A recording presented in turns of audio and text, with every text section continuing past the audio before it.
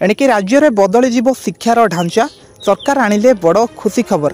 एणिकी दैनिक 2टी श्रेणी में पढ़ाइबे प्रधान शिक्षक और प्रधान शिक्षयित्री।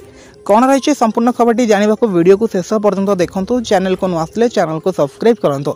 एणिकी राज्य विद्यालय और गणशिक्षा विभाग अधीन विद्यालय रे सबु प्रधान शिक्षक और प्रधान शिक्षयित्री पाठ पढ़ाऊना। अधिकांश विद्यालय रे एभली परिस्थिति मध्य सृष्टि होइछि।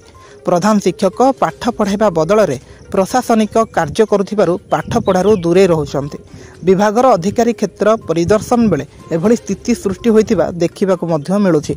एनै माध्यमिक शिक्षा निर्देशालय निर्देशक समस्त जिला शिक्षा अधिकारी बा डीओ को सोमवार चिट्ठी मध्य लिखिथिले। चिठी रे उल्लेख करा जायथिला जे विद्यालय रे गुणात्मक शिक्षा बजाय रखिबा पई सबु विद्यालय प्रधान शिक्षक और प्रधान शिक्षयित्री दैनिक 2टी लेखाएं श्रेणी रे पाठ पढ़ाइबाकु विद्यालय गणशिक्षा विभाग पक्षरु निष्पत्ति निया जायछि। 2021 एप्रिल 5 तारिख रे एने समस्त जिला शिक्षा अधिकारी बा डीओ को मध्य निर्देश मिलिथिला। एणिकी प्रधान शिक्षक दक्ष और उच्च शिक्षित होइथिबारु अंततः 2टी श्रेणी रे पाठ पढ़ाइबा सहित अन्य शिक्षकों पाठ पढ़ा जांच करने को सबू डीओ को मध्य निर्देश मिली।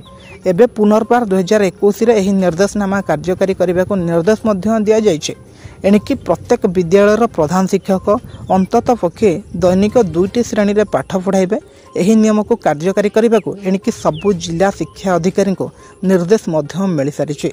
आपण माने हमको कमेंट करके कहतु आपणकर पाखापाखी जो स्कूल अच्छे से प्रधान शिक्षक आपन को पाठ पढ़ाउछन्ति कि न पढ़ाउछन्ति हमको कमेंट माध्यम रे कमेंट करंतु।